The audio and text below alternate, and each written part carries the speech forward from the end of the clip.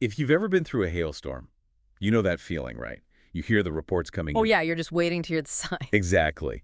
And you hear it was mostly half inch, maybe three-quarters of an inch, and there's this huge sense of relief. The common wisdom kicks in. Right. The wisdom that says if it's not an inch or bigger, your roof is probably fine. And that common wisdom right there is based on, well, a pretty incomplete understanding of physics. And that's what we're digging into today. We're about to dive into a study that could fundamentally redefine what we think of as dangerous hail. It really could. Because it proves that size is actually secondary to speed. A small, wind-driven hailstone can cause just as much, if not more damage, than a much larger one just falling on its own. We are dissecting a really critical piece of research by Ray Gessner, who is a professional engineer and, certified in forensic damage assessment by groups like Hague Engineering. The gold standard. Right. And the mission of his work was simple. Challenge that old threshold. To ask, can half-inch to three-quarter-inch hail actually cause what's called functional damage to a roof? Even though all the old standards say it shouldn't. Yeah. And the key insight, really the whole point of this deep dive, is that those standards are based on a scenario that never happens in a real storm. Still air. A vertical freefall. Exactly, a laboratory condition. We're going to unpack the physics of wind, both the sideways, lateral wind, and the powerful downdrafts from microbursts that add incredible speed. And because kinetic energy increases with the square of that velocity, even a small speed boost has this exponential effect on the destructive power. That's the engine of this whole thing. You increase the speed by 50%, the energy doesn't just go up 50%. This will more than double. It more than doubles. And that means small, seemingly harmless hailstones, when they're turbocharged by a real storm, can hit with the energy of 1 inch, even 1.25-inch hail. The implications for engineering, for insurance, for homeowners, they're just staggering. A whole new ballgame. So before we get into the wind physics, let's set the baseline. When we talk about functional damage, what did that actually mean? It's a great question. We're using the definition from Hague Engineering, and functional damage is basically any condition that reduces the roof's ability to shed water or shortens its expected service life. So it's not just a big hole you can see from the street. No, not at all. It's often the hidden injury. We're looking for really subtle things. Microscopic fractures in the matting under the granules or bruising in the asphalt. Damage that you might not notice for years. Exactly. It's the kind of damage that just accelerates the failure of the whole roof system long before it would normally wear out. And the old experiments, based on that definition, gave us the thresholds we've been using for decades. They did. Hague's classic studies, they literally dropped hailstones onto shingles in a controlled, still air environment. And what did they find? They found that for your basic flat 3-tab shingles, functional damage starts to become probable right at that 1-inch hail size. Okay, 1 inch for the standard shingle. And for the thicker, heavier architectural shingles, it was a bit higher, around 1.25 inches. And that 1 inch number really stuck. I mean, NOAA uses it too, right? That's right. NOAA, the National Oceanic and Atmospheric Administration, uses that same 1-inch minimum to classify a storm as severe. So if you're an adjuster or an engineer, your default setting is basically, if I don't see clear evidence of 1-inch hail, the damage probably isn't from this storm. It's the starting point for almost every assessment. But the critical flaw, the thing we keep coming back to, is that those studies only measured terminal velocity. The speed an object reaches when gravity is balanced by air resistance. In still air. They completely missed the key variables in a real storm. The lateral wind, the turbulence, and most importantly, the downward acceleration from microbursts. So those old thresholds, they only tell us what happens if hail falls during a physics lecture. Right. Not during an actual thunderstorm. We have to think in 3 dimensions. Okay, let's look at that first factor then, the one that starts to turbocharge the hailstone. Lateral wind. Side wind. And the thing is, hail never falls straight down. Never. From the second it leaves the cloud, it's being pushed around by these intense, multi-directional wind fields. The concept here is pretty simple. It's called vector addition. Right, so you have the downward speed from gravity, and then the horizontal wind adds a sideways speed. Exactly. The final total impact velocity is the vector sum of both. And that resulting vector, that diagonal line, is always going to be longer, meaning faster, than the original vertical speed alone. We've always kind of known this intuitively, but now there's actual experimental proof. This is where it gets really compelling. The source material for our deep dive points to a landmark 2025 study out of China. It was called Experimental Study on the Effect of Wind Speed on Hail Impacts. And what did they find? They confirmed definitively that wind dramatically amplifies damage. Even a pretty moderate wind, about 13 meters per second. Which is what, about 29 miles an hour? Yeah, around 29 miles per hour. Even that modest wind increased the impact force of the hail by up to 18.9%. Wow, so almost a 20% boost in force just from a bit of sideways wind. It's a significant jump, but that's just the beginning. The real velocity booster, the factor that sends these speeds skyrocketing, is microburst acceleration. This is where hailstones can actually move faster than gravity alone would allow. Absolutely. Terminal velocity, by definition, assumes still air, but in a microburst, a massive column of air is itself hurtling toward the ground. The hail is caught in it. So it's not just falling through the air itself is falling and pushing it. Precisely. It's being accelerated by the air mass, reaching speeds far, far beyond its normal limit. But it's actually driving that. I think most people assume it's just the weight of all the rain and hail. And that's the common misconception, that weight, what we call precipitation loading, is a factor. But the dominant engine is thermodynamics. It's all explained by Wolfson's microburst acceleration equation. Okay, break that down for us. What are the components? Wolfson identified three main drivers. The biggest one, by far, is something called negative buoyancy from thermal cooling. Okay. High up in the storm, the rain and melting hail are evaporating. That process sucks heat out of the air, cooling it down rapidly. And what does cold air do? It sinks. It's denser. It sinks incredibly fast.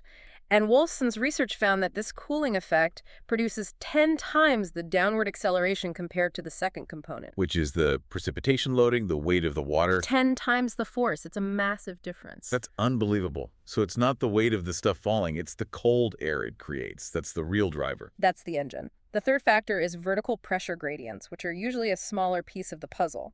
But the result is that a strong microburst can easily create downward winds of 30 to 60 miles per hour. And sometimes even more. Oh yeah, they can top 80 miles per hour in severe cases.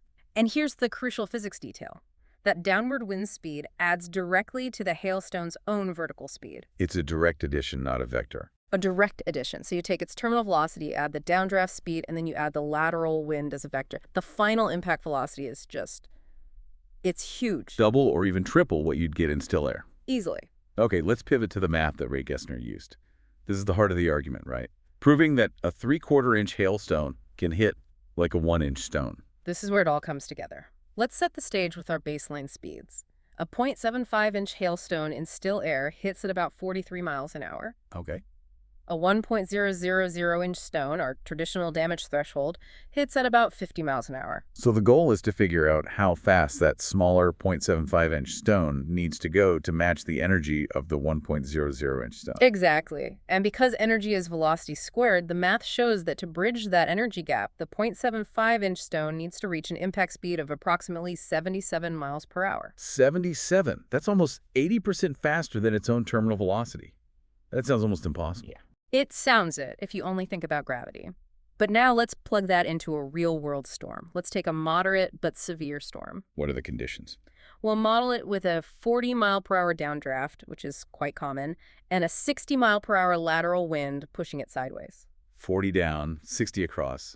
Pretty standard for a strong storm. So you run the numbers, you take the hailstone's terminal velocity, add the 40 from the downdraft, and then calculate the vector sum with the 60 from the lateral wind. The total impact velocity of that 0.75-inch hailstone is about 103 miles per hour. 103. That doesn't just meet the 77.5-inch halata requirement to match 1-inch stone. It blows right past it. Way past it. So a routine severe storm is making 0.75-inch hail deliver more kinetic energy than the traditional minimum damage threshold. And what about an extreme case? Gessner's report looks at that too. A really strong microburst, say a 60-mile-per-hour downdraft with an 80-mile-per-hour lateral wind. The resulting impact velocity gets up to around 131 miles per hour. And what kind of damage equivalent is that? A 0.75-inch stone at 131 miles per hour. Under those conditions, that little 3/4-inch hailstone can exceed the impact energy of a 1.25-inch stone in still air.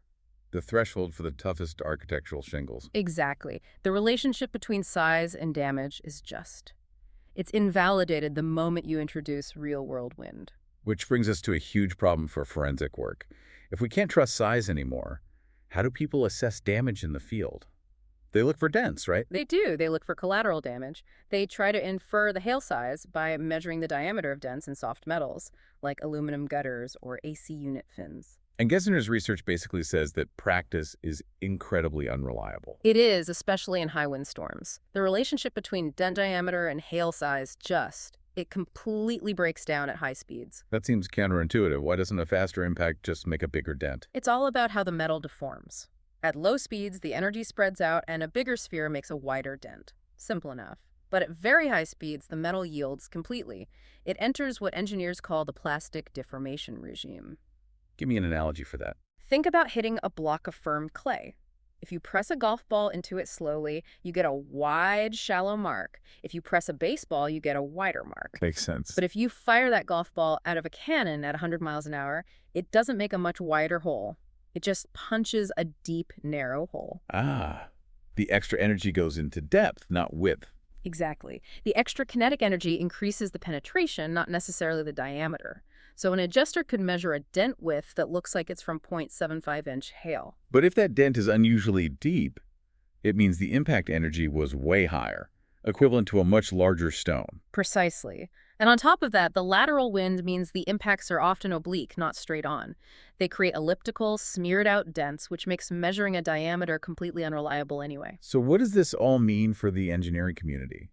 For the insurance industry? It sounds like we have to throw out decades of field practice. I think we have to shift the focus. Yeah. We have to move from measuring the remnants of the event, the size of a dent, to calculating the physics of the event itself. The long-standing thresholds just don't hold up. They have to be updated to incorporate true atmospheric physics.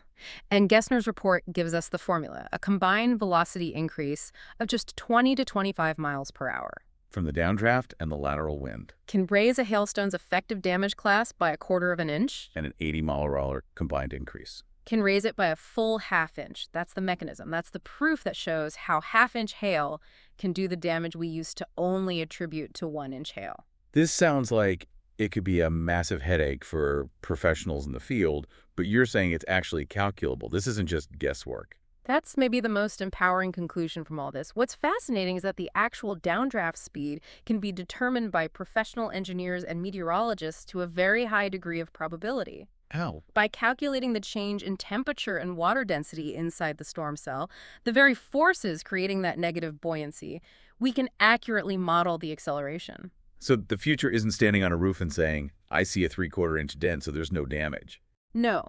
The future is saying, the localized meteorology confirms a 55-mile-per-hour downdraft at this specific location. That means the 3/4-inch hail that fell here actually carried the equivalent energy of 1.1-inch hail. Therefore, we have functional damage. It moves from subjective visual assessment to objective forensic physics.